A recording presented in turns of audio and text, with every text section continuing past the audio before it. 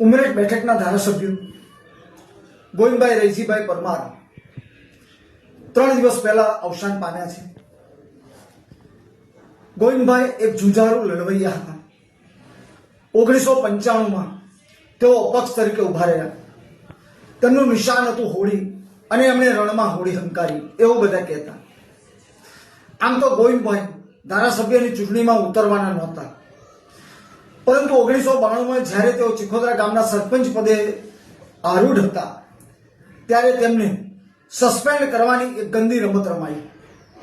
આ રમતે એમને ગુસ્સે ચડાવી દીધા અને એમણે નક્કી કર્યું કે હવે હું બતાવીશ કે ગોવિંદ રૈજી પરમાર એટલે કોણ. 1995નું વર્ષ આવ્યું. માધવસિંહ ગ્રુપે ગોવિંદ રૈજી માટે ટિકિટ માંગવામાં આવી, પરંતુ એ ટિકિટ ફાળવી નહીં. એટલે ગોવિંદભાઈ વધારે ગુસ્સે થયા અને તેઓ અપક્ષ ઉભા રહ્યા. તે વખતે પ્રણવ મુખર્જી અને અર્જુનસિંહ કોંગ્રેસનું મોટું માથું ગણાતા. માધવસિંહ સોલંકીનો દોર ચાલતો હતો. ભલે તેઓ મુખ્યમંત્રી નહોતા, પરંતુ ગુજરાતમાં તેમનો પડે બોલ ઝૂલાતો. 1995ની ચૂંટણીમાં ગોવિંદભાઈ અપક્ષ તરીકે ઉભા રહ્યા અને એમણે જે વાવાઝોડું ફૂંકાયું, એટલું ભયંકર વાવાઝોડું કે કોઈને કલ્પના ના આવે. અને ગોવિંદભાઈ જીત્યા, બહુમતીથી જીત્યા. કોંગ્રેસ બીજા નંબરે અને ભાજપનું ત્યારે અસ્તિત્વ જ નહોતું એવી દશા હતી અને ભાજપ ત્રીજા નંબરે રહ્યું હતું. તે વખતે તેમની જીતને જોવા માટે પ્રણવ મુખર્જી અને અર્જુનસિંહ 2 દિવસ બાકી હતા અને અહીંયા આવીને રોકાયા હતા. કોંગ્રેસને ગળા સુધી ખાતરી હતી કે કોંગ્રેસ જીતી રહી છે અને ભરતસિંહ સોલંકી મુખ્યમંત્રી બની રહ્યા છે.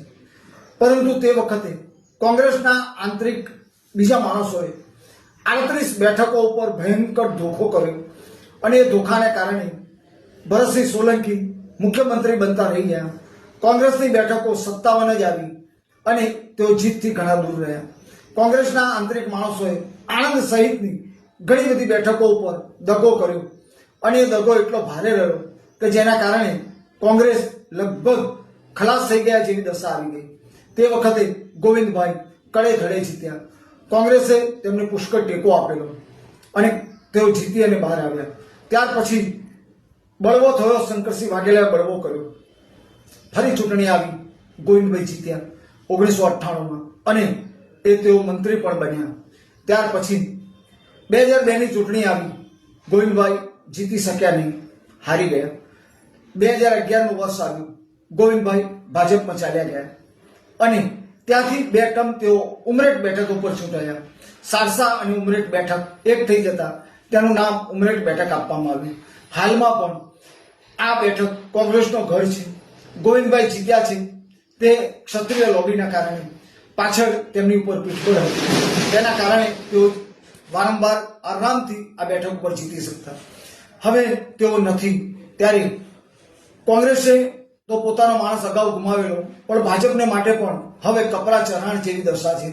કારણ ઉમરેઠ અને સારસા બેઠક પરંપરાગત રીતે કોંગ્રેસના મતદારોની છે. 2002ના તોફાનમાં પણ માંડ આ બેઠકો ભાજપ જીતી શક્યું હતું. છેલ્લા 2 ટર્મથી ગોવિંદભાઈ એમની પોતાની તાકાત અને રણનીતિ ઉપર જીતતા. હવે ગોવિંદભાઈ છે નહીં, એટલે ભાજપને પણ આ વખતે કાઢવું પડશે. ગોવિંદભાઈએ સિંચન કરેલી આ ભૂમિ ઉપર હવે તેમના પુત્રો હર્ષદ અને અશોક ઉપર લોકોને આશા છે. આ બંને જણા શું કરે છે તેની ઉપર પણ ઘણો બધો વધાર છે.